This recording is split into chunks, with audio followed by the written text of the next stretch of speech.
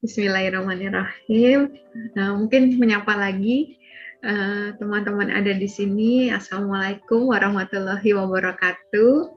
Iya, alhamdulillah ya saya yakin sekali. Nah, kalau hari ini kita bisa bertemu ya walaupun online gitu, sebenarnya ini juga sudah tertulis ya dalam Lauhul Mahfuz yang sudah ditulis 50.000 tahun sebelum dunia dijadikan gitu. Masya Allah gitu ketemunya Masya hari Allah. ini.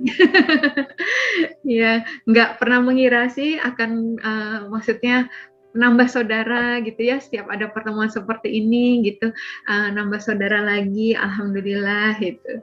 Dan seperti juga sering disampaikan kalau kita sering disibukkan dengan kajian-kajian, majelis ilmu itu insya Allah kita sudah sedang berada di taman surga. Ya, Masya insya Allah. Allah ya hari ini kita lagi jalan-jalan di taman surga.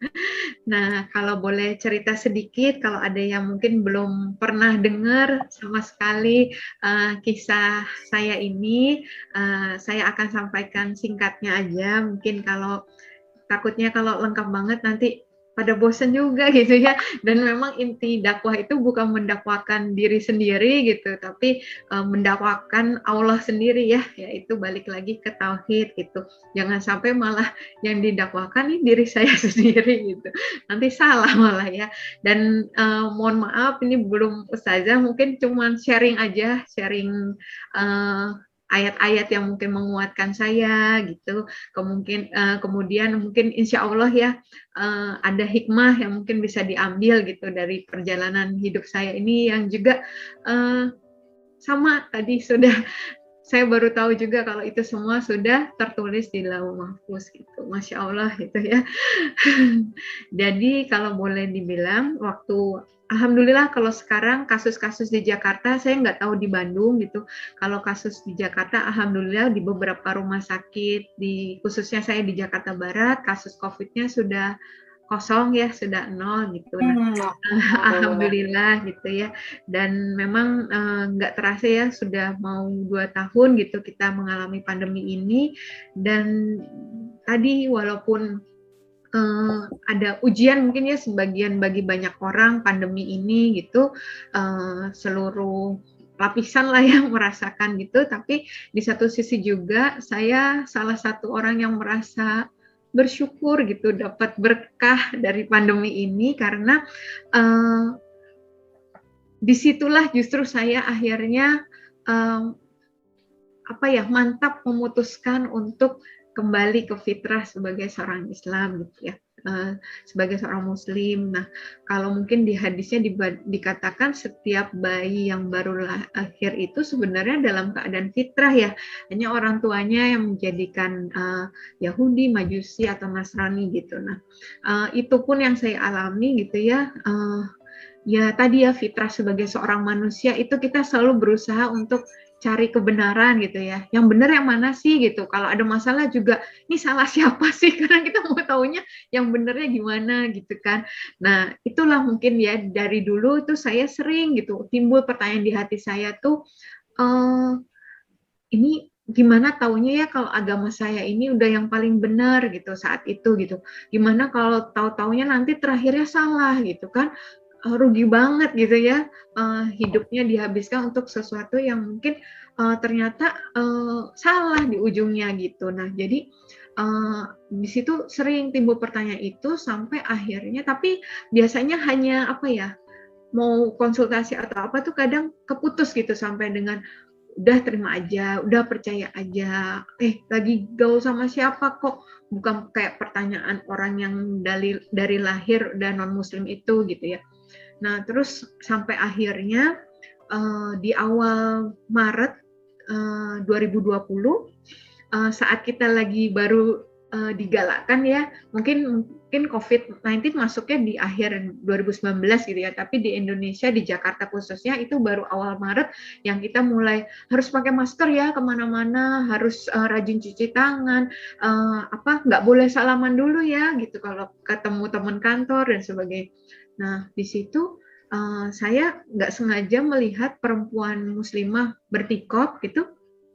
Loh, baru saya sadari gitu ya, kok hari-hari ini kita justru dipaksa seperti mereka gitu, kayak pakai niqab gitu kan, jaga wudhu, terus habis itu juga nggak mau salaman ya dengan yang bukan mahram terutama gitu. Terus di situ saya baru apa ya, jadi pengen tahu gitu, uh, manfaat wudhu, manfaat gerakan sholat, dan saya nggak sengaja tuh baca juga termasuk lagi ramenya COVID itu kan, dibilang orang yang menjaga wudhu, yang menjaga sholatnya, itu kan juga setiap 3-4 jam itu virus itu nggak langsung dari hidung ini langsung masuk ke tubuh gitu kan, tapi 3-4 jam bertahan. Nah kalau misalnya kita setiap 3-4 jam itu berwudu gitu ya, insya Allah gitu nggak jadi masuk ke dalam tubuh kita. Saya tuh bener-bener terpesona, bahkan sampai di ujung terakhirnya gitu, kalau benar-benar dijalankan harusnya umat Islam yang terakhir kena corona ya harusnya gitu. Kalau betul-betul dilakukan wudhunya dengan sempurna, dijaga sholatnya yang saya pikir tadi. Tapi kan ada jarak yang lama tuh, misalnya waktu itu ya belum ngerti gitu. Dari yang Isya mau ke subuh kan lama. Oh ternyata ada sholatnya sebelum tidur, kalau bisa sholat sunnah dulu, sholat malam, sholat tahajud, sholat taubat, sholat witir, banyak ya menuju subuh itu. Terus kemudian juga oh iya dari subuh ke zuhur kan juga jauh juga. Ternyata ada sholat duha juga. Masya Allah gitu ya. Yang makin tertariknya itu sebenarnya awalnya baru dari sisi manfaat secara kesehatan gitu. Manfaat gerakan sholat gitu ya. Mulai dari takbiratul ihram, berdiri aja itu sudah ada apa yang lagi bekerja gitu di tubuh kita. Yang intinya saya lihat kok syariat-syariatnya itu justru sebenarnya membawa kebaikan juga buat kita sendiri gitu. Nah dari situ akhirnya saya mulai ada keraguan-raguan gitu ya dengan yang lama gitu. Tapi mau yang baru juga belum bisa gitu. Sampai akhirnya 2 minggu itu saya malah jadinya nggak ibadah sama sekali gitu. Nah itu saya nggak kuat ya karena rasa kayak ketakutan, nggak pede, khawatir gitu. Akhirnya saya atas saran teman itu ke Mualaf Center gitu. Kebetulan di Duri Kepa dekat rumah di Jakarta Barat juga. Nah itu saya cerita tadi perasaan saya seperti itu. Kemudian beliau nggak tanya ya pembina mualafnya, saya panggil Bunda Sri. Statusnya apa, sudah menikah atau belum, nggak ada. Langsung beliau sampaikan tentang tauhid, rukun iman, rukun Islam. Nggak dijelekkan juga agama saya sebelumnya. Benar-benar yang dibahas tuh hanya Islam gitu ya. Dan di situ hati saya tuh kayak konfirmasi sepanjang dijelaskan kira-kira 3 jam, dari jam 9 sampai menjelang azan zuhur, itu saya makin yakin gitu, ini Allah yang benar gitu. Jadi kalau ada dibilang misalnya ya setelahnya itu akhirnya saya mantap bersyahadat di azan zuhur berkumandang ini, saya dituntun syahadat. Itu mungkin kalau keluarga yang kemudian tahu itu berkata, kok kamu lebih pilih Islam dibandingkan keluarga, anak sendiri yang paling kamu cintai. Saya bukan pilih keluarga, saya bukan pilih anak, saya pilih Allah gitu. Dan kalau udah pilih Allah itu apa ya, keluarga, anak sekalipun yang kita cintai itu kan termasuk makhluk ya gitu ya. Waktu itu saya berpikir seperti itu. Jadi saya pikirnya kalau saya punya Allah aja udah cukup gitu. Nanti bukankah Allah itu yang maha segala-galanya, yang maha mengembalikan, bahkan ya sekalipun nanti misalnya saya harus sebatang kara gitu, nggak kehilangan apapun gitu, siapapun, nah masa sih Allah nggak sanggup mengembalikan itu semua gitu. Kalaupun nggak dikembalikan, saya juga udah punya Allah gitu. Kalaupun saya kehilangan nyawa sekalipun, misalnya itu juga ya udah, yang penting diwafatkan dalam keadaan Islam. Waktu saat itu seperti itu. Akhirnya 15 Maret itulah menjadi awal saya akhirnya kembali ke fitrah sebagai seorang muslim gitu. Alhamdulillah. Dan di situ saya sudah berpikir asar itu saya harus mulai menjalankan kewajiban gitu ya. Karena udah dikenakan kewajiban gitu. Saya nggak berpikir kalau masih mualaf nggak apa-apa kali sholatnya bolong-bolong gitu ya. Mungkin Allah paham lah ya, kita kan belum bisa gitu bacaan sholatnya, masih selalu numpang jamaah gitu. Saya malah nyontoh di YouTube gitu. YouTube pun pilih yang anak-anak gitu, yang doa iftitahnya paling pendek gitu. Nah, di situ tapi saya waktu itu entah kenapa ya, itu ya alhamdulillah gitu Allah berikan hidayah taufik untuk jaga sholat gitu, karena saya waktu itu cuma tahu ada ayat berkata jadikan sabar dan sholat penolongmu. Saya pikir gimana saya dapat pertolongan kalau sholat aja nggak saya jaga gitu. Jadi waktu itu yang saya perjuangkan ya sholatnya justru gitu, dengan segala ketidaksempurnaan ya, ketidaksempurnaan gerakan, ketidaksempurnaan bacaan, karena kan awal-awal tuh ya untuk duduk sempurna yang jari-jari menghadap kiblat, yang seperti itu tuh susah, itu sakit. Gitu. Kalau belum, kok ngeliat orang di masjid tuh kayak gampang langsung ceklek ceklek ceklek.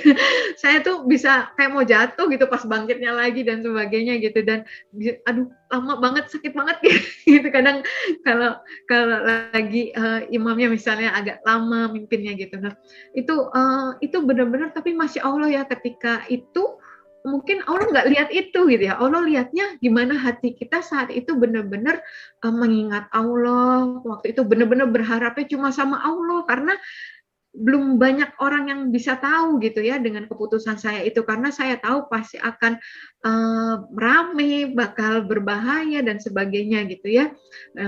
Nah di situ tapi masya Allah gitu ya, kalau kita benar-benar bergantung sama Allah, tadi seperti ayatnya juga disampaikan gitu ya, bahkan kita berkorban dan sebagainya untuk Allah, apa ya, Allah bukankah sanggup mengembalikan gitu ya, bahkan yang jauh lebih baik dari itu gitu. Nah akhirnya saya jalani hari ke hari. Waktu itu memang saya masih sembunyi-sembunyi ya, karena waktu itu saya berdoanya, ya Allah izinkan saya untuk bisa baca seluruh terjemahan Al-Quran dulu gitu, supaya nanti kalau saya ditanya oleh orang terdekat keluarga saya itu alasan saya seperti ini, saya nggak menjelekkan Islam lah, apa ya, membuat Islam tuh kok kayak gini gitu. Jadi waktu itu saya cuma berpikir gitu, dan alhamdulillah waktu itu bulan Ramadan itu minggu ketiga saya bisa selesai, dan di situ saya udah deg-degan. Itu nggak lama nih pasti saya akan apa namanya ketahuan gitu ya, dan benar itu. Di 15 Mei itu pertama kali saya ketahuan, dan itu sudah diultimatum untuk nggak melanjutkan, tapi entah kenapa itu di situ saya udah yang kayak maupun nggak ada perangkapan sholat pun saya udah pakai spray kah, pakai bed cover kah, kalau nggak bisa wudhu saya tayamum gitu ya, yang tadinya saya pikir bab tayamum saya lewatin dulu gitu, masa di sini nggak ada air gitu, tapi ternyata benar-benar Allah tuntun gitu dari hari ke hari, dari hidup saya tuh kayak waktu itu benar-benar dari sholat ke sholat gitu, dari waktu sholat ke waktu sholat gitu, kayak alhamdulillah bisa zuhur, mudahkan ya Allah untuk bisa asar dan seterusnya gitu. Jadi di situ tuh benar-benar apa ya, kayak udah nggak ada minta pertolongan lain, mau minta orang ke siapa gitu, orang juga takut kali ya, maksudnya untuk bisa terlibat dalam hal ini gitu kan, nanti dikira mempengaruhi dan sebagainya gitu, padahal memang betul nggak ada paksaan ya di dalam memeluk Islam gitu. Oh yang saya lewatin nih bulan April 2020 sebenarnya ada ujian dulu, saya sebulan di saat belum banyak yang tahu saya masuk Islam, saya dapat penipuan masker juga gitu, 138 juta gitu, yang mana saya harus mengganti uang teman-teman yang udah masuk ke saya dan saya setorkan ke penjualnya, tapi barangnya nggak datang. Itu benar-benar ujian banget gitu. Harga diri ya, kehormatan, kepercayaan orang yang mungkin walaupun dikembalikan uangnya pun setelah ini saya jualan mungkin nggak akan ada yang percaya gitu ya, jangan-jangan barangnya nggak datang lagi gitu. Itu tapi masya Allah gitu ya, saat itu pada masih ngirimin ayat-ayat, doa-doa yang sebelumnya gitu, tapi saya menetapkan hati untuk enggak, saya walaupun cuma baru tahu doa Nabi Yunus saat itu, udah itu yang saya baca, yang dalam hati saya baca terus gitu, di kantor polisi juga, la ilaha illa anta subhanaka inni kuntu minaz zalimin. Dulu bingung gitu ya, saya yang dizolimin, kenapa saya yang bilang saya yang zolim gitu, doanya kan gitu ya, saya itu heran gitu. Tapi ya udah saya ikut aja, taunya doanya itulah pokoknya, kalau udah bener-bener terpuruk udah nggak tahu harus gimana, udah itu aja yang ini. Perasaan saya yang dizolimin, tapi kenapa saya berdoa saya yang zolim gitu ya. Nggak pernahnya bisnis gitu, sekalinya cuman koordinir pembelian aja jadi begini gitu. Tapi Masya Allah di situ juga saya melihat ya, saudara-saudara yang muslim itu, walaupun belum tahu saya sudah masuk Islam, itu mereka ada yang membebaskan saya juga, jangan Dok Ica, jangan diganti gitu ya, karena kan bukan maunya dokter Ica, ini kan musibah, itu Masya Allah gitu, mereka sebegitunya gitu, itu yang saya melihat gitu. Dan betul ketika ketahuan itu Masya Allah, jadi teman-teman kantor itu yang tahu duluan itu sebenarnya, karena saya kepergok ada sholatnya di masjid seperti itu, dan ternyata Allah sudah atur yang saya pikir mungkin orang terdekat dulu nih yang tahu gitu, baru orang lain, ternyata justru orang lain dulu menguatkan saya gitu ya, mensupport saya dulu ketika yang terdekat tahu, dan mungkin kan pastinya shock ya, kaget, manusiawi gitu ya. Akhirnya saya sudah punya gitu ya orang-orang yang ada berdiri belakang saya gitu ya, dengan digerakkan oleh Allah lah untuk akhirnya menolong saya gitu. Masya Allah udah begitu banyak pihak yang sangat-sangat berjasa lah dalam proses itu gitu, sampai akhirnya saya juga Masya Allah itulah dibilang sampai saya ini seperti saya udah escape plan sempurna banget nih ya, kayaknya udah diatur nih pasti mau nikah lagi mungkin sama orang Islam atau gimana gitu, udah diatur sebenarnya, tapi enggak, bener-bener kalau ada yang saksinya gitu ya, setiap mereka tanya, Ica abis ini mau gimana, rencananya gimana, nggak tahu, bener-bener gelap banget, termasuk waktu itu setelah dari sempat ke polisi ya, karena saya sempat divisum, di BAP dan sebagainya, sejak ketahuan 31 Mei itu, ternyata pengacara saya itu bawa saya bukan ke ya udah dikontrakin kah atau di kosan kah gitu ya, di ngungsinya gitu, tapi Masya Allah langsung dibawa ke pesantren gitu, di Umi Irena Handono gitu, jadi di mana di daerah Sentul gitu, jadi benar-benar itu saya benar-benar nggak tahu kehidupan Muslim itu seperti apa, tuh benar-benar di situ baru lihat gitu ya, yang saya seminggu itu saya belum pakai kerudung dan nggak dipaksa untuk pakai. The color of your clothes. Ya, maaf ya. Nah itu jadinya di situ saya benar-benar belajar Islam tuh di situ gitu. Yang saya dari subuh gitu ya, dari sholat malam dijaga gitu, benar-benar zikir pagi petang dijaga, adab-adab yang saya nggak tahu kalau minum tuh harusnya duduk, itu saya ngambil air di dispenser, saya langsung berdiri langsung minum gitu aja gitu tanpa dosa gitu. Kemudian saya kaget juga waktu piket masak itu, yang teman bareng saya itu sampai cari tempat gitu ya, sampai ke ada kursi pun akhirnya jongkok gitu untuk sekedar nyicipin makanan. Kalau saya udah langsung taruh di tangan langsung gitu ya. Tapi Masya Allah, oh gitu sampai yang saya nggak tahu kok pada pakai kaos kaki ya di sini saya gitu. Emang dingin gitu, perasaan nggak dingin gitu. Ternyata Masya Allah, oh kaki itu aurat, semua kaki itu aurat, jadi pada pakai kaos kaki. Oh gitu, bener-bener yang itulah luar biasa kalau diceritakan. Mungkin sekilas seperti itu, nanti kalau ada yang mau ditanyakan silakan ya. Nah ini mungkin ayat-ayat yang mungkin berkesan lah, semua ayat di Al-Quran Masya Allah ya, tapi mungkin ini yang seperti pop up dalam proses saya kemarin gitu ya.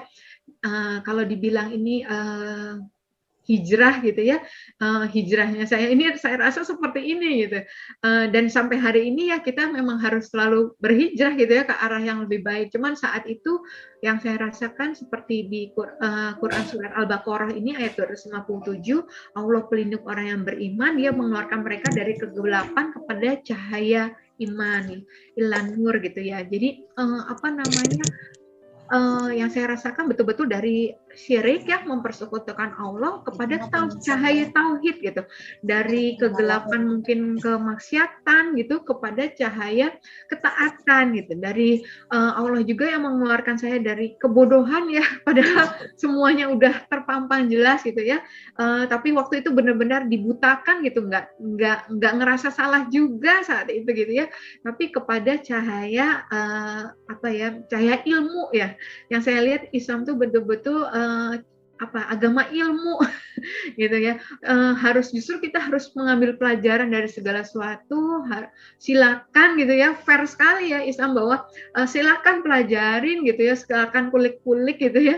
Kalau sudah ada dalilnya yang jelas, silakan diimani gitu. Jadi itu yang saya rasakan dengan Islam gitu.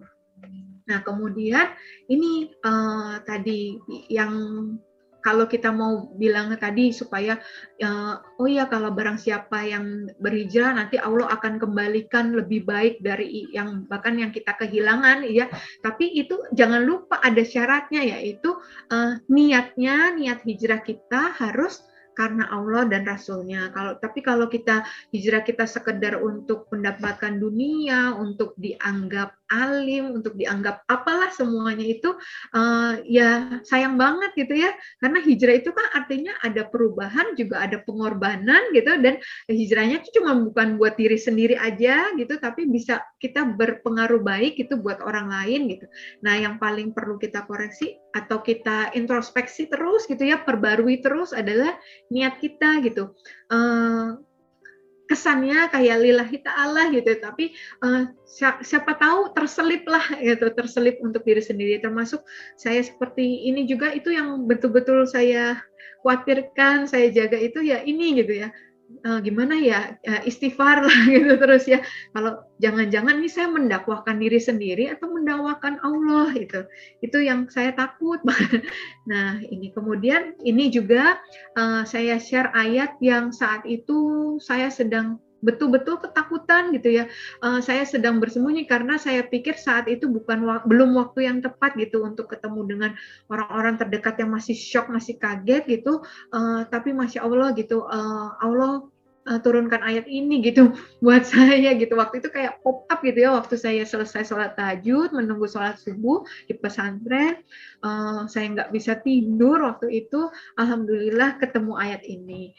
Quran surat Fusilat ayat 30 sampai 32 dikatakan, sesungguhnya orang-orang yang berkata Tuhan kami adalah Allah, kemudian mereka meneguhkan pendirian mereka, maka malaikat-malaikat akan turun kepada mereka dengan berkata, janganlah kamu merasa takut dan janganlah kamu bersedih hati, dan bergembiralah kamu dengan memperoleh surga yang telah dijanjikan kepadamu.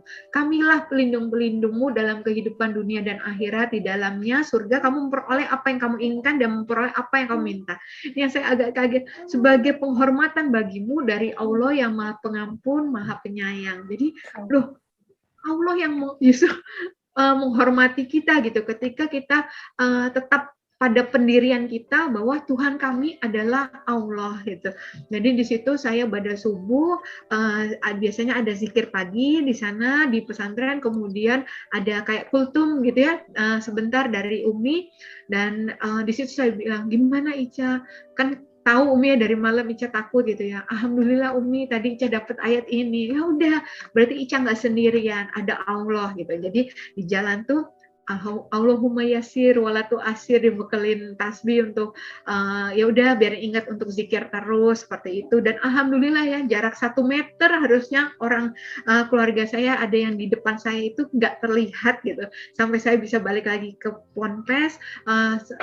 Alhamdulillah Umi masih selamat, saya bilang gitu. Dan akhirnya Allah bisa pertemukan dalam kondisi yang lebih baik dan kondisi yang lebih tenang waktu itu, akhirnya di kantor polisi.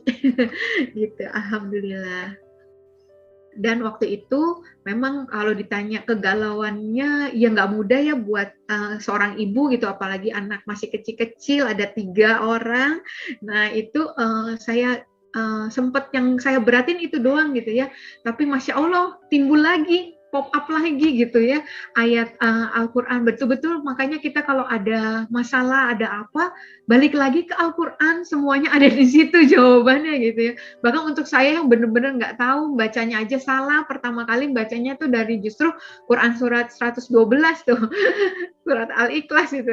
Tapi ternyata itulah ya, saya pikir nggak ada yang salah kenapa Al-Ikhlas itu ditaruh di depan gitu, di ujung gitu. Bagi kami non muslim itulah yang akan pertama kami baca gitu kan. Gitu. Coba kalau Quran surat Al-Ikhlas itu ada di tengah-tengah gitu, mungkin nggak kebaca gitu ya. Masya Allah, sampai saya pikir ini nggak ada yang kebetulan kalau sampai banyak kan orang yang dapat hidayah, termasuk Umi Irena Handono, ketika salah membaca Al-Quran dari depan, dan itu ketemunya langsung yang dibilang Quran surah Al-Ikhlas itu kan sepertiga isinya Al-Quran ya, itu adalah surat Al-Ikhlas itu, Masya Allah itu. Dan ini saya temukan juga ayat ini gitu, ketika saya galau itu gimana ya anak-anak, tapi ini, dan bukanlah harta atau anak-anakmu yang mendekatkan kamu kepada kami, melainkan orang-orang yang beriman dan mengerjakan kebaikan, mereka itulah yang memperoleh balasan yang berlipat ganda atas apa yang telah mereka kerjakan, dan mereka aman sentosa di tempat-tempat yang tinggi dalam surga. Jadi saya nggak khawatir itu saat itu, ya udah anak-anak aku serahkan kepada Allah, kalau Allah izinkan Allah juga akan kembalikan lagi, kalau itu pun Allah sanggup memelihara gitu. Ini yang saya takjub juga dengan Islam, terutama adalah sumber hukumnya ya, yaitu Al-Quran gitu. Masya Allah gitu, sesungguhnya ini janji Allah, kamilah yang menurunkan Al-Quran dan sehingga kami benar-benar memeliharanya. Jadi kenapa saya selalu balik lagi ke Al-Quran? Berawal dari ya keyakinan saya bahwa Al-Quran ini benar-benar kitab suci gitu ya, kitab yang benar-benar dijaga dari perubahan dari 14 abad lalu, lebih dari 14 abad lalu gitu ya, sejak diturunkan sampai hari ini nggak ada satu lafaz pun yang berubah, yang terganti gitu. Masya Allah, itu benar-benar menurut saya udah cukup bukti untuk membuktikan bahwa Al-Quran itu betul-betul dari Allah gitu, betul-betul risalah yang sempurna gitu. Jadi akhirnya saya makin seneng gitu ya, dekat-dekat dengan Al-Quran gitu. Kayaknya malah apalagi kalau lagi haid gitu waktu itu ya nggak bisa ya, tapi mungkin sekarang ada yang bisa dengan handphone dan sebagainya. Nah itu apa ya, benar-benar itu dibilang Quran itu asyifa ya, pengobat, penyembuh, itu betul banget gitu. Juga dibilang cahaya gitu, karena menerangi jalan-jalan kita nggak tahu harus gimana, harus apa ya, balik lagi ke Al-Quran gitu. Itu Masya Allah gitu. Di situ ini antara lain ayat-ayat yang akhirnya makin meneguhkan hati saya ya, untuk apa ya, pengorbanan apapun, masalah, tantangan apapun gitu, nggak sebanding gitu dengan hidayah yang akhirnya Allah berikan gitu untuk saya gitu. Nah, antara lain di sini ada dari Quran surat Ali Imran ayat 19, sesungguhnya satu-satunya agama yang diridhoi oleh Allah hanyalah Islam gitu. Seyakin itu, seberani itu untuk menyebut itu gitu, yang bahkan saya nggak menemukan dalam kitab-kitab yang lain gitu, bahwa ini loh yang benar gitu, nggak saya temukan gitu. Terus terang saya nggak pelajarin Islam aja gitu. Islam tuh benar-benar pilihan terakhir saya. Tadinya mau menyangkal lah, nggak usah lah kalau yang Islam gitu ya, tapi ternyata berakhir di sini. Insya Allah ya.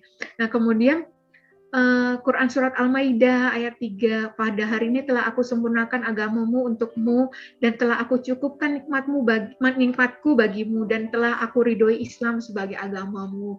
Kemudian ini juga yang membuka mata saya gitu ya, Quran surat Al-Maidah ayat 116, Allah berfirman gitu, wahai Isa putra Maryam, engkaukah yang mengatakan pada orang-orang, jadikanlah aku dan ibuku sebagai dua Tuhan selain Allah? Lalu Nabi Isa menjawab, maha suci engkau, tidak patut bagiku mengatakan apa yang bukan hakku. Jika aku pernah mengatakannya, tentulah engkau telah mengetahuinya. Engkau mengetahui apa yang ada diriku, dan aku tidak mengetahui apa yang ada padamu. Sungguh engkaulah yang maha mengetahui segala yang gaib. Di situ saya, iya ya gitu ya, Masya Allah, ternyata memang nggak pernah gitu ya, Nabi Isa itu tetap ya sesuai, karena semua apa ya, ternyata saya juga menyadari ini di Quran surat Yusuf juga dikatakan, Nabi Yusuf pun berkata, wafatkanlah aku dalam keadaan muslim dan gabungkanlah aku bersama orang-orang soleh. Masya Allah, ternyata memang ya kalau mau benang merahnya, memang tauhid itu ya sudah dari zaman Nabi Adam, Nabi Nuh, Nabi Ibrahim, sampai Nabi Isa gitu, sampai Nabi Muhammad itu ya tauhid ini gitu yang dibawa gitu ya. Cuman ya ada sayang sekali gitu ya ketika ada orang-orang yang akhirnya membuat kita nggak kepada tauhid ini. Dan memang sudah tertulis juga di Al-Quran ya, memang kalau mau sih Allah buat aja semua orang beriman gitu ya, tapi nanti nggak terlihat gitu ujiannya di mana gitu.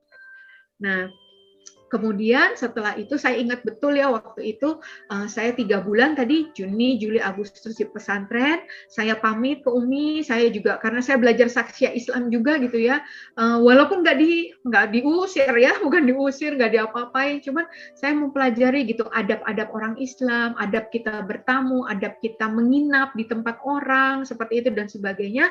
Akhirnya saya udah walaupun nyaman banget ada di pesantren walaupun saya harus PP Jakarta Sentul karena harus tetap bekerja itu 140 kilo sehari, alhamdulillah nggak dikasih sakit, nggak sama sekali gitu ya, benar-benar kalau kita mandi sebelum subuh itu khasiatnya jadi sehat, itu betul-betul saya rasakan betul itu. Nah itu saya ingat waktu itu ketika saya pamit, Umi, saya sama anak-anak baiknya kembali ke daerah Jakarta. Saya bilang saya udah 3 bulan ada di sini. Waktu itu saya maunya ngontrak gitu ya di rumah karena belum bisa balik ke rumah sendiri. Masya Allah ada yang meminjamkan rumahnya gitu. Salah satu teman kantor meminjamkan rumahnya untuk dipakai tanpa saya boleh bayar gitu ya.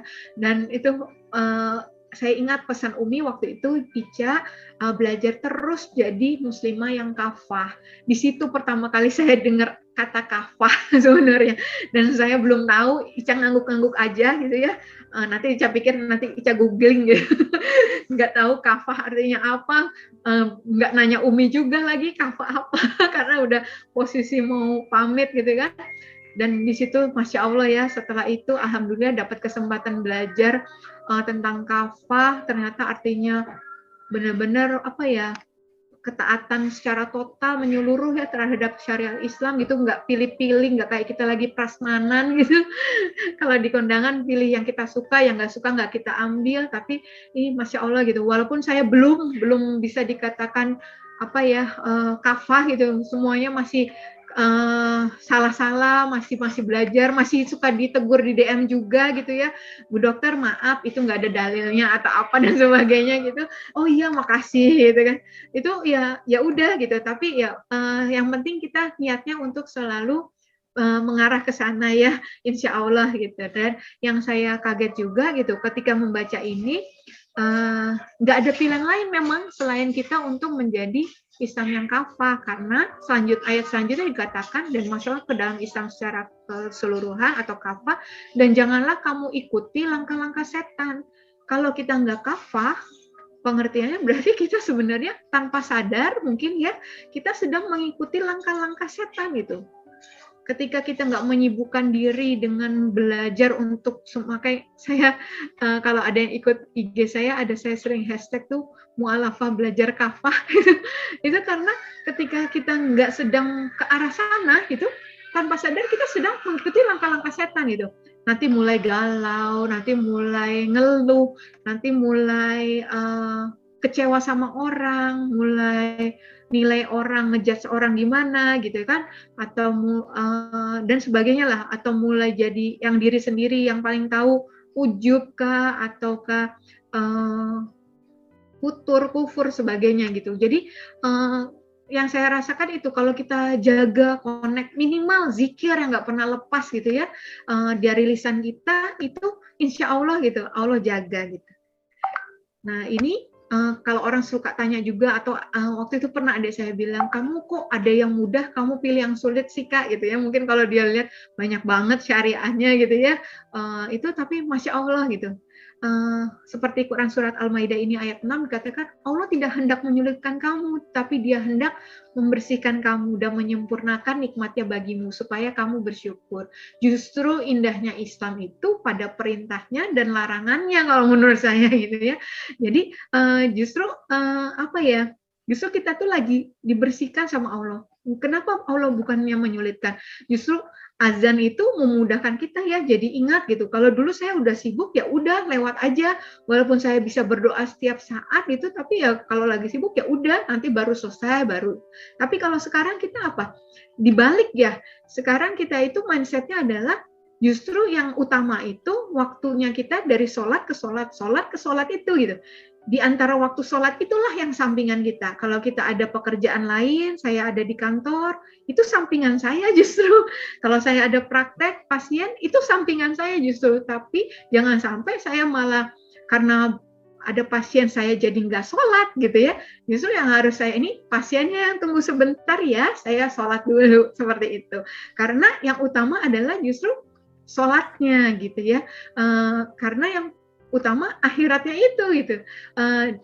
Dunianya itu sampingan. Kenapa begitu? Karena nanti juga jadinya ketika kita menghadapi masalah di kantor, masalah di rumah dan sebagainya, itu ingat itu sampingan. Jadi gak usah stres banget. Oh itu sampingan kok gitu. Jadi itu sih yang akhirnya saya mengubah mindset saya banget itu seperti itu gitu.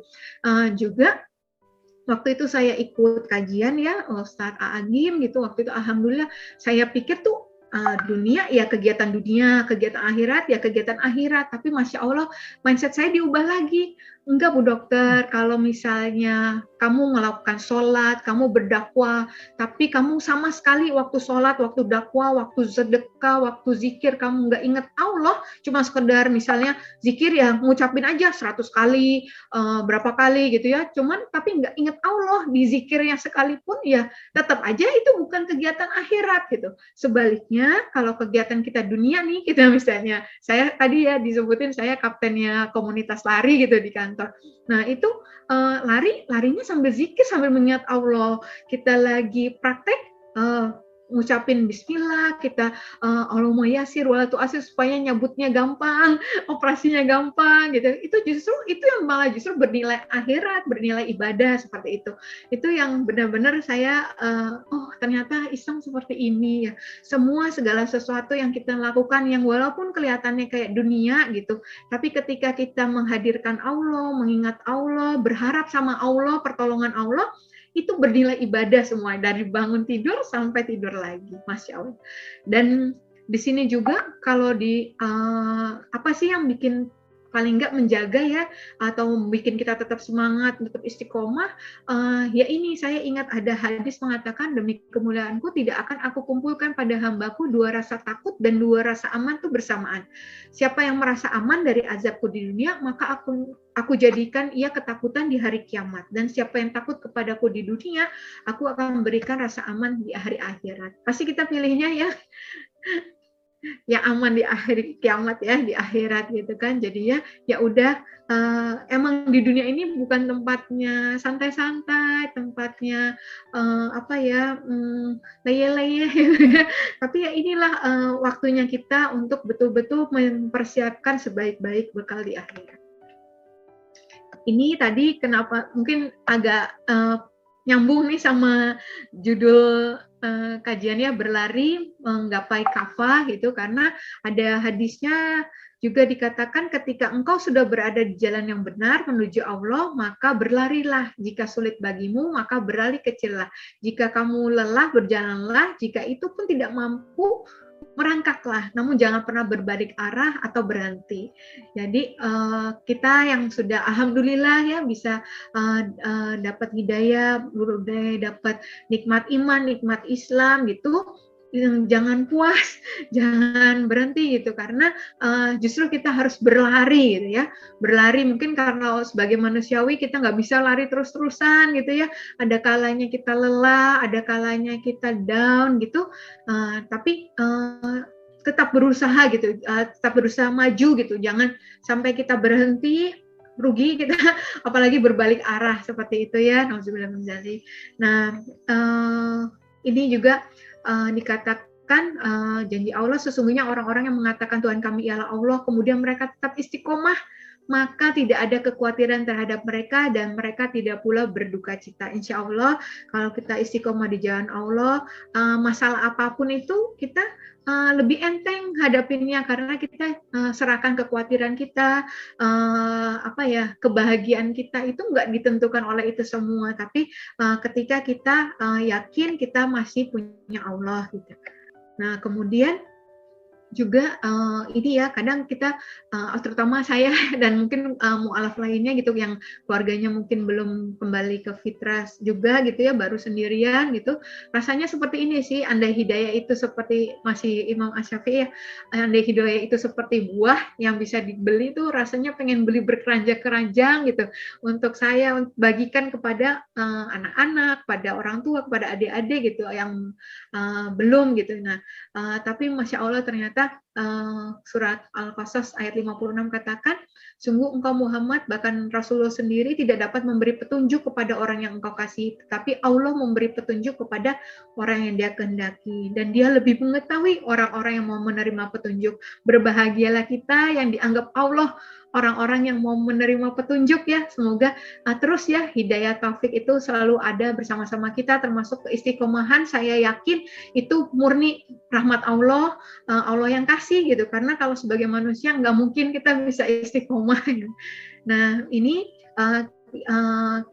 arahnya kita adalah untuk semakin kita menyempurnakan akhlak kita ya, karena memang Rasulullah diutus ya untuk menyempurnakan akhlak gitu ya, menjadi rahmat bagi semesta alam, karena banyak orang-orang yang belum mendapat hidayah itu justru mendapat hidayahnya ketika melihat orang muslim yang berakhlak mulia gitu. Semoga kita bisa menjadi sebab gitu ya, salah satu sebab dari orang-orang mendapat hidayah gitu, walaupun hidayah murni milik semata-mata milik Allah, karena memang mukmin yang sempurna keimanannya itu yang paling baik akhlaknya gitu ya.